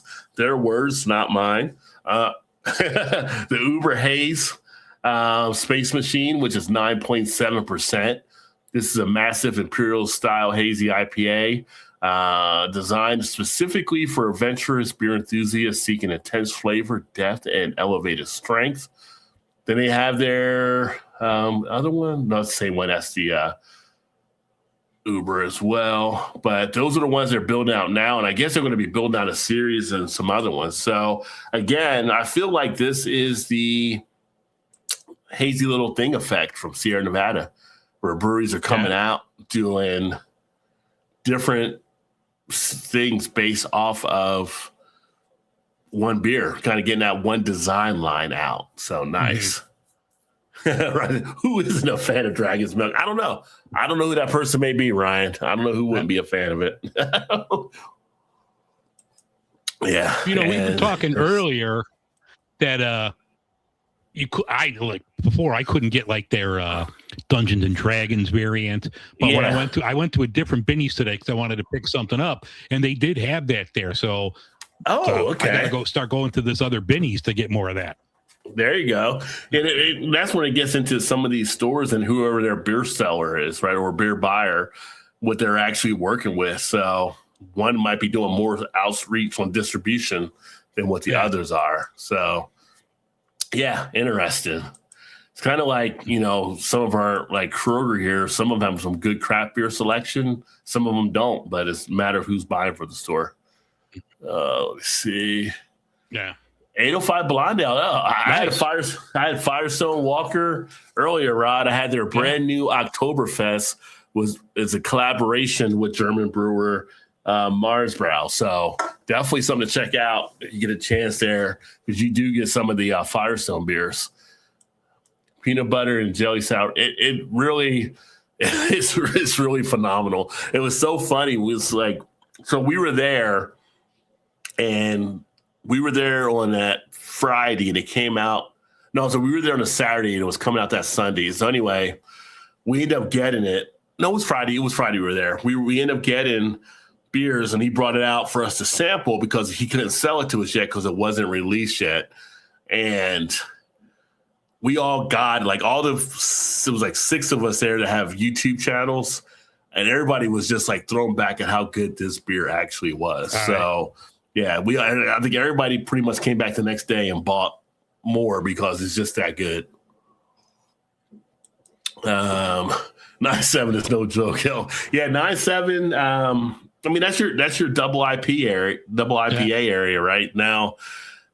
The triple IPAs, I don't even know, that's still not a category yet, but usually over 10 is where you start seeing stuff in there. I know Hot Butcher has some like in that triple IPA range, I guess. As 3 beer content creators on Instagram and YouTube, we should all take a moment to tell men also about making a comment, to behave and quit sending unwilling pics and messages to women. That's a good point, Ryan. I actually thought about putting a piece in on this as well. So I'm gonna come back to that in a second there. Yeah. 805 lager, only $13.99 12 pack. That's actually pretty good for a Firestone 805. Yeah, I would definitely be on that. Dragon's Milk is good, very good. Yeah, which I forgot I even had the Dungeons and Dragons thing till you said that day. That's how much beer I got around here. I forget what I got in the house. I'm off for a month. I got the next month at least off. I got to just drive to Rajay's and knock that off for the weekend. Just put me on the couch. I just forget what I have here. So much stuff and everything. We'll just do a joint episode together, and we'll just sit there, just pull up a chair next to you, and we'll knock some of this off. Yeah. Hey, Rod, nothing wrong with being in that lane either. You know, sometimes just taking it easier. You don't got to go all crazy with it for sure. Yeah. Sometimes that 9% plus will put you out for the night. So, yeah.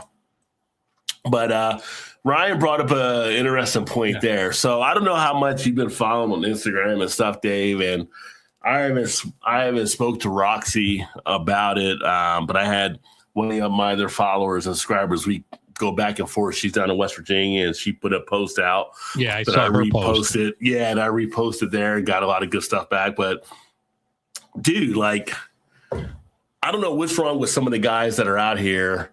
Just because you see some of these social media women influencers doing beer stuff and they do things, maybe they're in a bikini or maybe they're in something that you consider to be revealing or something like that. And sometimes they're not even doing that. Sometimes it's just them enjoying a beer. At no point do you need to be sending unwanted pics and messages out. You know, make a nice comment. That beer looks good. That beer might be something I want to try. What do you think about that? You know, but the stuff that some of you guys are doing out there is just, you know, obviously you don't know how to control your emotions or whatever, your whims, whatever it may be, but just cut it out. Just stop. Just stop. Don't even do it. No one wants to see your dick. No one wants to see that. No one wants to see your dick. Stop sending those type of unwanted pictures and whatever other stuff you're typing in and, you know, what you're saying you could do if we ever met up type stuff like that. Don't do it. Just don't. It's just, you're making yourself look like an ass, you know? And at some point, I got to think that there's got to be some legal type ramification at some point that somebody's going to do something. So, but yeah, and then guys, if you're seeing guys do that you're friends with, call them out on it. Like, just tell them to stop doing that bullshit. And, don't even tell them to stop. Just call them out. Let everyone else handle them. Yeah, because I mean, I'm pretty sure for the guys, you wouldn't want that being anybody saying stuff like that if it was your significant other or your wife, your mom, your sister, your aunt, your cousin, anybody in your family. So just got to stand up and make it done right. So, know the difference between welcome and unwelcome. Exactly. You know, they read the room, right? You know, and it's just like, Well, I know there's certain people, and not that I was going to send any pictures, but I was going to ask a question about a particular beer that they posted. I was going to say, like, oh, you know, I could send you some Chicago stuff or whatever, but they have all their like DMs and everything shut off because I'm sure there's idiots that are out there sending shit like this. There is. And, you know, I'm long overdue to have what I did before, but I mean, years ago I did Women in Beer, had a panel of all women on to kind of talk about their experience, all that kind of stuff. And pretty much was more the fly in the wall than anything. Right. And it was a great opportunity to have them express a lot of stuff they go through and everything like that and everything. And, here we are again, still 2026. You know, it's kind of like, and we still got Neanderthals walking around saying shit they shouldn't be saying. And it's like, you know, girl, I mean, we know there's some in craft beer that still have that frat mentality, but you got to grow out of that, you know. I don't want to say man up, just make it sound like it was bad or whatever, but yeah, definitely, you know, know who you are, know what you're doing, who you're talking to, know how to actually, you know, not do some stupid shit like that. We got to get half made up. We got to get half made up. No one wants to see your dick.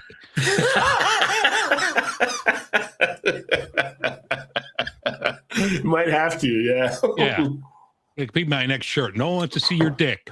Yeah, I feel like you may have to do a piece about that and share some stuff there. But yeah, just cut it out. Just cut it out, you know, before Lorraine and Bob cuts it off. So yeah. Yeah.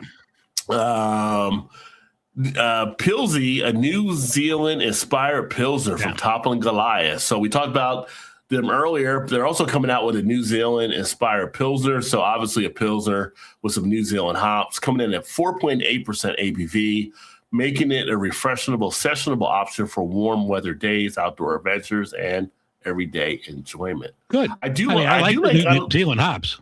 Mm-hmm. And I do like a nice hoppy lager. You know, as on one of the posts responding and watching last night, talking about the IPL versus the cold IPA. And it's like, you know, I still feel like they're very similar, but the IPL was a hard sell for people, where IPA, people kind of knew that. So they could easily go cold IPA, give it a little bit more of an opportunity. But, you know, I like that little bite of hops even when I'm having a lager and stuff. So New Zealand hops are been great as far as ones to actually check out. Mm-hmm. So they make mention on here, Pilsy brings hoppy New Zealand attitude over a crisp Pilsner base, notes of crushed gooseberry, white grape, and zippy citrus, followed by a flash of dankness and a clean, snappy finish. So yeah, we do get distribution here at Toppling Goliath, especially like at our Jungle Gym. So definitely keep an eye out for that one. Which I haven't been to Jungle Gyms in a while. I need to get back over there at some point. You better get that refrigerator cleaned out first, son. Yeah. That's his problem too. Yeah. Just when I think it's out, something shows up like Firestone. Like, oh, okay, well, I'm good now. Yeah. It is a crime. Cyber crimes are serious, right? And to the point there, Mark, the one individual that did this for the people that we know on Instagram, and the community did respond back and apparently got him taken off of Instagram, which is good, right? But it's kind of like, I just don't understand what just the thinking, the mentality of folks that do these kind of crazy things. It's kind of like when you see the Dateline to Catch a Predator, like some 50-year-old dude shows up to meet like this 14-year-old girl. It's like, I just don't get it. I don't get it. Yeah. So I got some Sycamore beer for you. Yeah. Need to clip that segment and post it pronto. I got my thing that'll go back and run through the transcript and stuff, so it should definitely pull it up. But if not on that, I was going to do a shorts or something talk about it as well. Yeah, I'll come up with a logo tomorrow, and I'll come up with a short. We can't put on the front of the logo. Nobody wants to see your dick. You can't. I'm just saying that'll get flagged before they even get to the message. Yeah. Yeah, Lorraine and Bob is. Which is still interesting how they found out in the field where she threw it out, but you know. Oh man. I can't find my keys, and they're right on the counter. I was just gonna find this dude Schwantz out in the field. And then at night. Yeah. Oh man. Garage beer is becoming maybe more of a household name than it already is or will be. They just actually signed a deal to work with Red Robin restaurants nationwide. So Red Robin and Garage Beer going to be on tap. Garage Beer Classic Light and Classic Lime, available at all Red Robin locations, which started back on July 21st. So, I mean, it's a decent beer. If you want like just a beer to be a beer, so to speak, and you don't want to go Budweiser or Miller, one of the other ones, the big boys, it does work. And again, we had the original here in Cincinnati with Braxton before they sold it off, and they kept the formula and everything pretty much the same. So you got the lime, you got that. Maybe they'll add in the apple at some point because they do have that variant out now too. So, yeah. I haven't been to Red Robin in a long time. I do like the burgers. Kill some of their fries. Yeah. Yeah. Bottomless fries. I think they still do that. So, yeah. Bottomless. There you go. What was I watching? I was watching The Food That Built America. And it was one of the restaurants that came up with, it wasn't Red Robin. It was something with free refills. Or I forgot which one it was, but it was basically because their food wasn't ready, so they kept giving them free refills, and they kind of stuck. But Food That Built America is always interesting just to kind of find the landscape of what's taking place here in the country. And then we also had, and I think we may have talked about this the last show as well, but officially, I guess that it's actually out for the Food Indiana Fair. They actually released the corn dog beer from Sun King. Didn't you say you like corn dogs usually? I love corn dogs. Yeah, so I love corn dogs. I love me a good corn dog. Well, now you get a corn dog. You ever take the corn dog and dip it in the beer or anything? No, dude, come on. That's sacrilegious. Yeah. I don't know. I mean, it could happen. It could happen. Well, now you got the corn dog beer that's actually been made available. They also got some pickle beer that's there too. Yeah. The pickle beer is interesting. Like I said, I've only had the one from Urban Artifact thus far. Have not done the Paps, but corn dog beer, I don't know. I'm still. Yeah, I would try it. Yeah. Well, reading the article, I guess last year they did a cotton candy beer. Yeah, they had a pickle beer too. So I guess Sun King puts out some unusual stuff for the Indiana State Fair. Yeah. I drink it. Yeah. I feel like for the Indiana State Fair, I mean, it just makes sense to have some wacky thing like that, just because all the eats and stuff you get there, which I will say, Oktoberfest, September, Ryan, I know you're still watching. Yeah. If you didn't get it last year, I would definitely get it this year. The red velvet funnel cakes they make. Oh, my God. That was just like freaking heaven there. Mm-hmm. But we have that coming up next month, and we'll have the breweries here from over in Germany. I'll get a new hat pin for my Oktoberfest hat, but it'll be so much stuff that's going to be going on. Yeah. It's always a blast. Anybody get to Cincinnati for Oktoberfest, you should. I don't get it either, I said. About that was I was talking about those dudes and stuff. Yeah. What's not to like about a corn dog, Ryan says. So, he's on board with the review. Okay, you got the pickle beer for Frat coming out this week. Okay, definitely look out for that. It was pleasantly a surprise when I had it. I liked it more than I thought I was going to like it. And I do like pickles, but definitely they did a good job.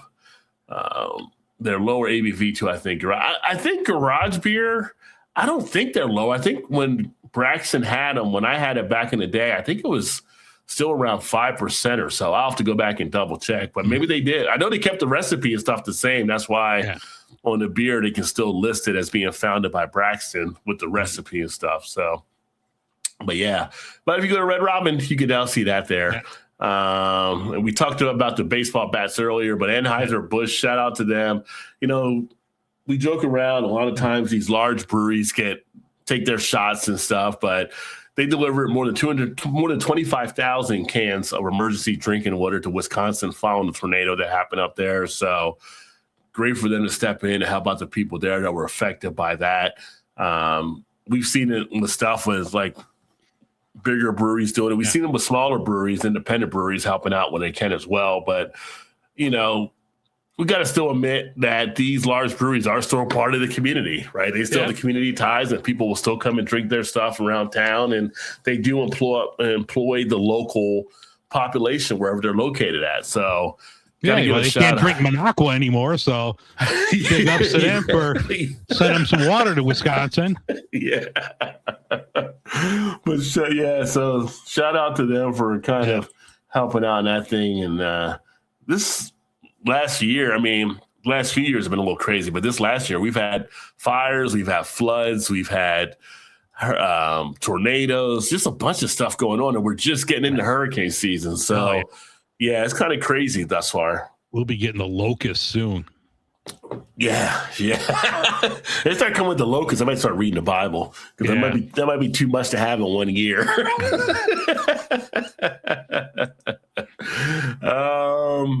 Your next piece, I don't know. I got an ad blocker. I can't read your next piece. Oh, your next one? Okay. So Sons of the Shore is coming up. This is something happening in London and Michigan next week. A festival they're going to have bringing together craft beer, breweries, wineries, distilleries, and anything that's pop up here too. But London and Michigan is going to basically have this event taking place where there'll be a lot of good things going on. And I was kind of sharing it there just for those people that we know up in the Michigan area. Seems like it'd be a pretty good time. Again, it's festival season, so we're seeing these things pop up like crazy for a lot of good times to take place there. So the showcase with them is basically going to be more focused on all Michigan-made type beverages, which is good too. So by going to that event, they'll be supporting all people based out of Michigan more than them bringing in folks from all other parts of the country and stuff, which is pretty cool. And it's along the shoreline of Lake Michigan. So, nice. And then the proceeds also support the United Way of the West Shore. So again, is that tied into the community type stuff that's taking place there? Big tasting festival. They had the food, all kind of stuff. Tickets $50, $60, 50 in advance. But yeah, just kind of sharing some news out there from that one. And then Highwire and Appalachian Mountain Brewery are actually forming a partnership. So that's interesting. Okay. Highwire's definitely been through their up and downs. They were here in Kentucky. They had to pull out of Kentucky after they were affected in North Carolina with the I forgot the name of the one that came through, with that hurricane that hit a couple years ago. It was just too much to have them spread. So they kind of got into that. And now they're teaming up with Appalachian. And they kind of make mention of this versus some of the other things we're seeing with other breweries also teaming up together, right? So it's one of those kind of things. They're not going to try to sell out, have a big company come in. There's another brewery they can team up with, take over a new facility and kind of work together, but still be separate. Why not do it? It's a great way for them to run their business models now. But they make mention they're definitely proud to be working with another North Carolina brewery, kind of keeping everything right there in the North Carolina family, so to speak, and wishing them the best. Here at in Cincinnati, we had, and Ryan, if I'm wrong, let me know, but I think it was Braxton that took over their Factory 52. But to show support for Highwire, they still carry their beer so they can still get some profits to help them out. So that's the fun thing about the beer community, is to helping out and to working together on stuff, which is pretty cool. Well, let's see here. Now, this is an interesting one. Yeah. That's a long piece, though. Yeah. We're not going into all the pieces of the piece. I mean, this was like a 7-chapter book on this site on this. But we came across a piece where craft breweries are using automation now more to protect their margins in 2026. And it's interesting because there's that side of it where some people don't like automation because you're putting somebody out of work possibly. But for the standpoint of being a brewery and maximizing what you can to limit what you may be having to foot the bill on, it makes sense, I think, to have some automation, especially with the things that we've seen today. And we've seen some breweries that have created recipes just from AI that have been able to do that. So kind of interesting just seeing out there. I don't know what your feel is with like automation making more of an impact taking place in the brewing industry, but I feel like it's something that we're not putting back into the box. I feel like it's out and it's going to be a part for a while.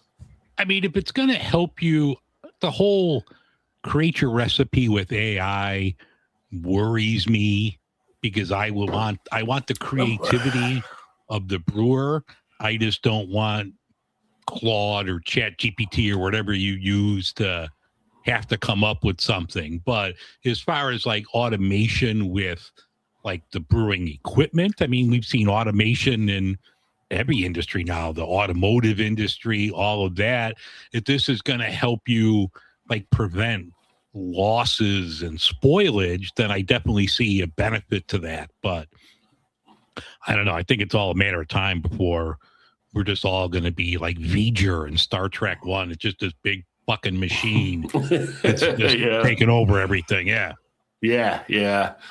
And it makes some good points there, kind of talking about just some of the things that are noted to be detected by having it. It'll catch when something's on the imbalance maybe quicker than a person would as the stuff is in the tank and kind of going together. So there's some ins and outs with it. There's some good with it. I think there's some points where, they're probably going to have to alleviate and remove some positions because the computer's going to do it now, Yeah. I don't think we're to the level, though, we have to worry about like a Skynet type thing, but it's definitely something out there, and it's enhancing business in a way. Wonder of Monsters on the Saturday of Oktoberfest for the Confluence of Hops event. Not to say I won't make the Oktoberfest at some point. Well, because it goes from Thursday evening, I think, through that Sunday. So there's definitely some time to get out there for sure. I think last year I went down on a Saturday or a Sunday. I can't remember offhand. But what are the dates on that? For Oktoberfest Cincinnati, let me see here.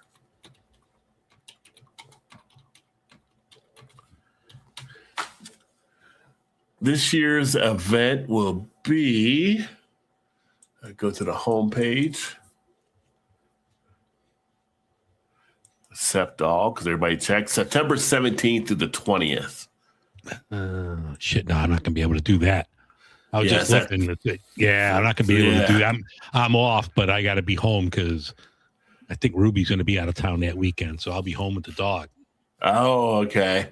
Yeah, this year they're adding a new festival attraction, the 2-story Glockenspiel, 31-foot clock tower will bring beer garden energy, hourly chimes, and a second-story stage to a Cincinnati-themed backdrop. This new festival feature, which will include a beer garden on the ground floor and a performance stage on the second. That's pretty cool. Yeah. I don't know if Jim Cook will be here this year or not. I haven't heard anything from Sam Adams yet, but last year he was here, which was great. Got a chance to meet and talk with him. They got some stuff on the website for the Festival Insider. Of course, they got the running of the Dotson dogs. They do that.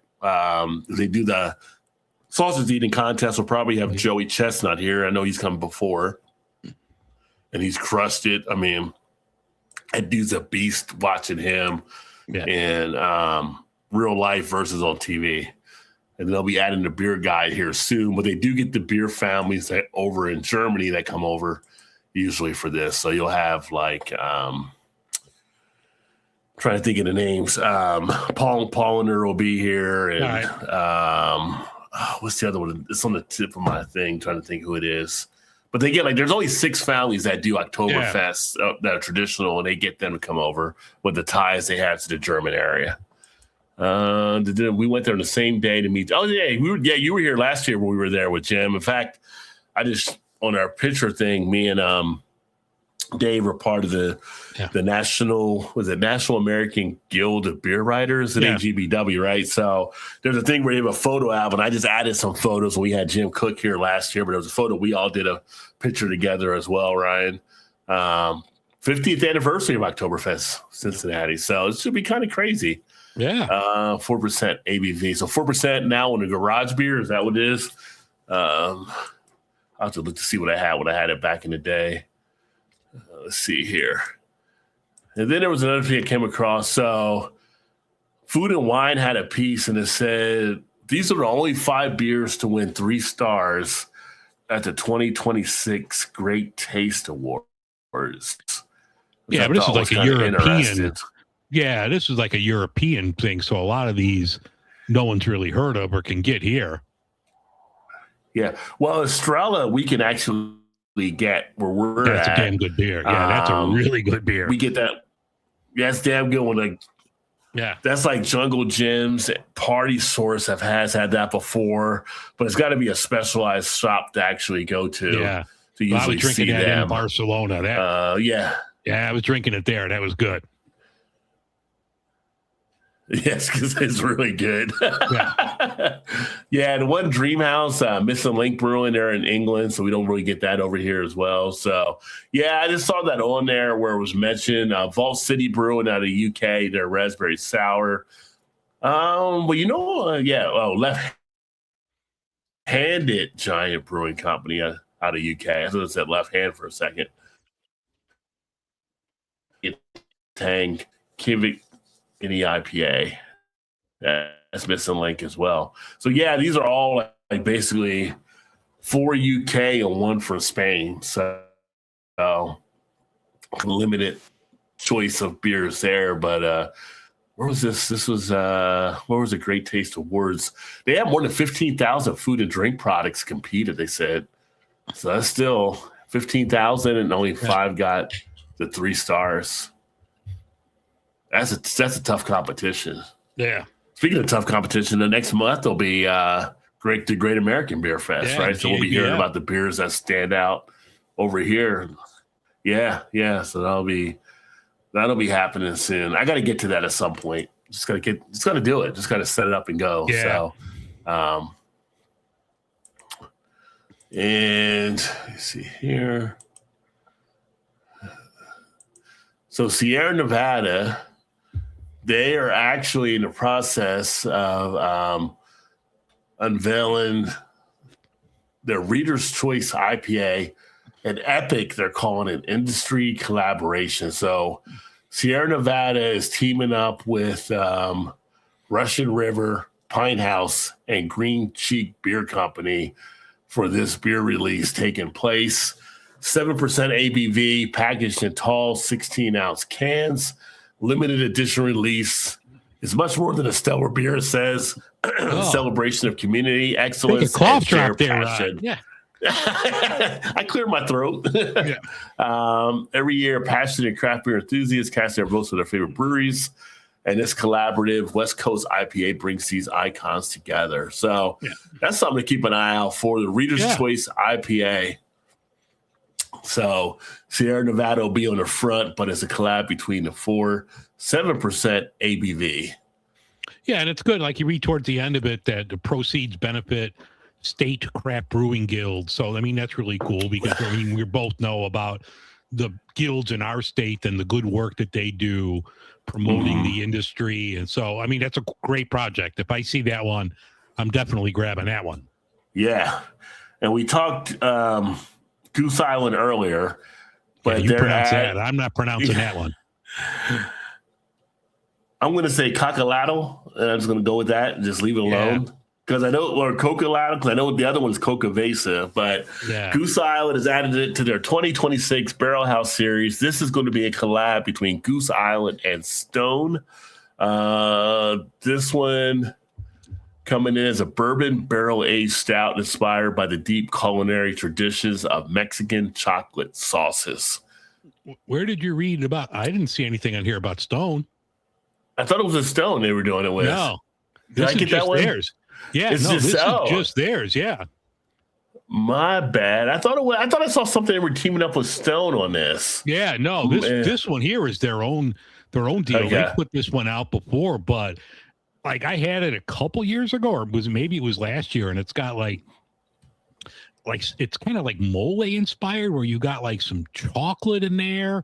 I mean, it's really tasty, and it's got like a little chili.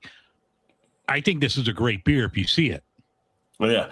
They say the name traces back to the ancient Nahuatl word for chocolate and evokes the rich, complex flavors found in traditional Mexican mole, where cocoa, chili, spices, and roasted ingredients combined to create layered death.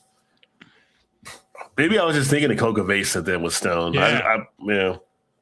But boy, no, that's I a mean, good beer. I love those like mole beers with the chili. Excuse me. You talking about me taking a cough drop? Yeah. That's why I'm going off camera a lot because I've been coughing all night.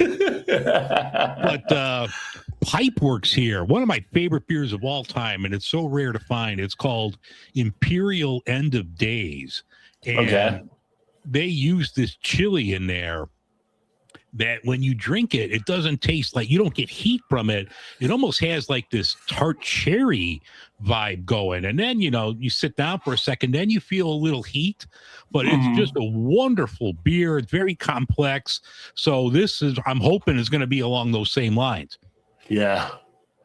And they also say, while the final ABV has not yet been announced, the brewery's barrel-aged stouts typically land in the double-digit range, and this is expected to follow suit. Yeah, fans can anticipate a stout with velvety texture, bourbon warmth, layer spice, and a long, satisfying finish. All right. Sign me up. Something to keep an eye out for. Yeah. When they're going to bring it out here soon, hopefully. And let's see here. And I never heard of this one before. Yeah, I've never heard of them. Yeah, Pay at Brewing is rebranding with focus on who we are and where we're going. I was like, I never. Because they're out in Boise. How's Boise in the Midwest? Idaho. Yeah, well, Dakotas are out there. It's kind of close. Okay. I mean, this might be a little bit outside the range, I guess. But, we cover beers from all over, too. Oh, yeah. So, yeah. But, I was like, well, I didn't know who you were before, but you said now you're going to rebrand. Okay. Yeah. All right. Yeah. So, which there is it all started with beer, but somewhere along the way, Payette became so much more than that. It became a place to gather after work, celebrate life milestones, blah, blah, blah. Kind of like the whole general line of the brewery and the community and stuff, but kind of interesting. There's definitely, there's times where breweries do have to rebrand themselves to get, a new story or a refresh to them, Mm-hmm. I like watching Bar Rescue. He rebrands a lot of the time, and it's for the better. So, yeah. And then the Brewers Association, which was interesting because the whole thing with Kona was always kind of a question mark when Kona would be seen as a craft brewery. So the main Kona that we get like in the continental U.S. and the States is actually owned by Anheuser-Busch. But if you're in Hawaii, there's Kona Brewing Hawaii that actually makes it there. So now the Brewers Association is recognizing them as an independent craft brewery. It's upside down, but that was one of my first tattoos. I got the Kona, their lizard tattooed on my arm. It's faded, but did you really? Okay. Yeah, I was a big fan of Kona Brewing when I was out in Hawaii for an extended vacation many years ago. Yeah. So now they're recognizing with the Hawaii thing. And there was actually a video I watched. Yeah. And the person was saying, I can't remember who the person was that did it, but on the can, if it had like these like rings at the top, that meant it was done at the Hawaii one, which was the independent versus what we see as a regular can in the States. So there is a difference, but good for them to be able to be recognized out there and hopefully set themselves different part. I like the Kona. I like the Kona beers. Yeah. I don't know if the Kona in the States, how much they changed it from what they might be doing. Like was it the one with the surfboard on is something lager, I believe, and a couple of other stuff they do. I don't know how big the difference may be, but like when they took over Goose, like the national stuff they put out wasn't the same. The Goose IPA definitely is not the same Goose IPA that we drank here 20 years ago. Yeah, they definitely alter it and probably make it more for mass production. Yeah, you're right. Yeah, so can be definitely different along those lines. Speaking of Goose, also, have you been able to go back and have their Honkers Ale? Because they didn't bring that back out earlier this year. Yeah, for a while it was out in 12 packs, and I picked it up. Phenomenal beer. I mentioned on the show last week is I tried to get to the location. I couldn't. I got a gift card that I can't use because there's no parking. And it's too hot to walk a half a mile to go in and get a growler. So I don't know. But no, Honkers is killer. Killer beer. Okay. Yeah, so I remember having that years ago. So it's good they brought that back and everything. Yeah. We talked earlier about Minocqua. And you have to wonder, is it dangerous for breweries to get into the political type realm. So Speaker of the House Mike Johnson stumps for Braun at Trapdoor Brewing. So Braun is actually out in Washington and is running for Congress. So Mike Johnson came to an event with him at one of the Washington type breweries, and it was Trapdoor Brewing they were actually at. And it was kind of interesting, just a piece that was out there about it. And it's kind of,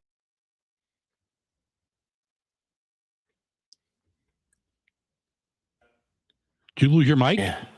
it beeped for a second, but you should hear me now. Yeah. Where he basically was stumping for this guy. And it's kind of like, I feel like breweries, a lot of people can easily, there's conversations we know historically that have started around politics in like breweries or in pubs and all that kind of stuff. So it's kind of a commonplace for kind of doing that kind of stuff. Yeah. But do you think it's like different now though, where we're at? Because I mean, I feel like the brewery might be in a risk. I know there's been responses to him doing that out there. Like one of the employees was basically on the piece where you're looking at asking people to not like boycott them or whatever because they did that, because I guess there's been threats out there on stuff that, and it's kind of just one of those weird type things like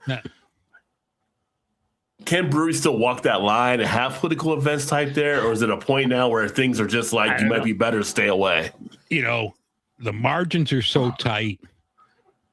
Why piss off half the, I mean, depending on what your area is like, you know, if Trapdoor's area is all red, then fine, it's not an issue. But you know, if you're 50-50, whatever, why alienate half your customers? Just don't do anybody. Yeah. But it's interesting. I don't know if you looked at the piece, but reading some of the comments and stuff from folks, and like one here from this one person, like if you follow up on why prior employees have left this year, then it isn't at all shocking. Another person is, Stroll could just be sick of being in today's beer racket and simply picked a hell of a way to commit commercial suicide. And the other exclamation makes him look even dumber. It's just like some of these things that are coming in from some of these different responses. It's like you're setting yourself up to be possibly in a situation there, right? So, but then again, aren't we used to like politicians going out in the communities to kind of do things, right? So yeah, but not having an event hosted by Mike Johnson. Yeah, I don't even think they hosted. I think they went there to kind of do like the handshaking and meeting people, and I think like some of the employees were kind of thrown back when it actually was happening. Yeah. So I don't think it was a planned event. I think it was kind of like they went there and trying to meet constituents and stuff. So I don't know. It's kind of it's an interesting thing right now. So it's just something that made me just kind of think when I saw that earlier. And I think this was actually done by Jeff Allworth, possibly. He does a lot of good pieces. But like one of the employees had kind of asked again. He said, you know, I'm seeing people online suggesting and targeting breweries, restaurants, other businesses that we have collaborated with at Trapdoor. Please do not do this. And it's kind of like he had a thoughtful response stuff back to and thanking him for the comment. But it's just like, it's kind of crazy because that person that allows it to happen as the owner, then you're putting the livelihood of your employees in risk too. If people stop going there, they don't have a job, right? So it's kind of interesting. It's one of those things out there where it's kind of like you got to be careful where you're doing that. You know what doesn't taste good in beer? It's politics. For a lot of folks, you're definitely correct. Politics and religion, they say. So, right. So it's just kind of interesting to kind of see that out there. And then the last one I had here, which I had no idea was the case, but it made mention that I pulled the wrong thing up here. No, you had the Lincoln wrong. Yeah, I did have it wrong. Well, there was a link out there where Mexico has now become the world's largest exporter in 2025 of beer. And I just like, of all the countries that kind of drink beer, which we know Mexico, Germany, Dos Equis has its space here in our market. But you think of Germany, think of the U.S., you think of the U.K., and think of Belgium, and like New Zealand. And it's like, wow, Mexico is now the largest exporter. Just kind of caught me off guard. But then again, think about how big the lager movement has been. You know, for a lot of people looking at kind of that lager type feel, and they're drinking the Mexican type lagers here. So it's interesting. Mark says, looking forward to cool temperatures and delicious dark beers on chilly days. Yeah, I mean, usually I'll do stouts and stuff during the summer as well. I just had so many IPAs I had to get out the fridge. But it's about to turn, my friends. I'm going to have a lot more stouts coming up here. Not because of the seasonality, but I can finally just drink them and not worry about it. Because the stouts that I have are all big stouts and they can last a long time. Even got a mead I'm going to be sharing at some point here as well. Yeah, actually, it's funny you mentioned that. A buddy of mine sent me a message. He's like, have you ever had a mead? I said, a couple years ago, this place in Chicago, unfortunately, they closed down. He's like, a good buddy of mine owns this place downstate. He's like, I'm going to hook you guys up. I'm like, all right, cool. Yeah, nice. Love a good mead. Yeah, we had one of our places here that did it for a bit. They were kind of doing it. They were kind of like if there's a gypsy mead type thing, they were kind of doing it like that. But yeah, I got mead a while back and had not had a chance to crack it open yet. So I do have that down there. And then I don't know, Ryan, don't rush it with the fest beer and pumpkin beer. I mean, obviously, I had one tonight, but I'm still working my way in. Pumpkin beers, that's an October thing for me. I'm not ready to do the pumpkin. In fact, I got pumpkin beers from last year I haven't done yet. I got the what was the one that just came out? The Rum Barrel Pumpkin. I still got to drink that one. And then I have the Maple Warlock. I got that one. But speaking of pumpkin beers, cider. Pump Queen is being released this year for the first time by Southern Tier. So you have the Pump King, the Pump Queen, which is going to be at the cider, and then you also got the Warlock. So something else to keep an eye on out there. Mark's having I like that one, Mark. Yeah. That's a really good beer. Tank 7 is fabulous. I haven't had that one in a minute, but yeah, that was always good. Yeah, that is a really good one. And then Mark's there with Ryan as well. And then no pumpkin now. Mid-September, right? So it's out. It's on shelves. Yeah. I got to put a hoodie on before I drink a pumpkin beer. It needs to be like flannel shirt and hoodie weather. Yeah. We can get into some of the Oktoberfest beers. We're less than a month out from that, pretty much. So get those rolling. But the pumpkin, let's hold off. Let's get to Oktoberfest first. Then really start to enjoy some of the pumpkin. But that's really a take on a lot of stuff that we saw this week. I mean, there was actually a lot more, but we try to keep it to a time fashion here, about a couple hours or so when we do it. But anytime anybody else would like to let us know beer stories you're interested in, shoot a thing to Dave or I, or put it on the community page, and we can definitely look to discuss on some of the upcoming episodes. Got to grab some of the now before they go. Usually there's some left. I'm just saying. That's why they come out so early, because people don't want to be the last one standing. It's all right. I'll be the last one standing. That's fine. Cheers, Desert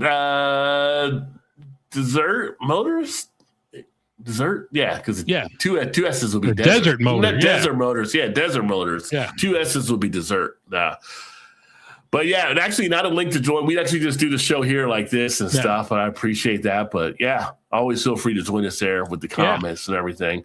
But that's what I actually have here. Anything you got upcoming you want to mention before we? I'm going to do this week. I'm doing different stuff with the podcast, so I'm doing a whole piece on the last American ashtray, where ashtrays were everywhere. Now they're gone. So a little quick 5-6 minute piece on that.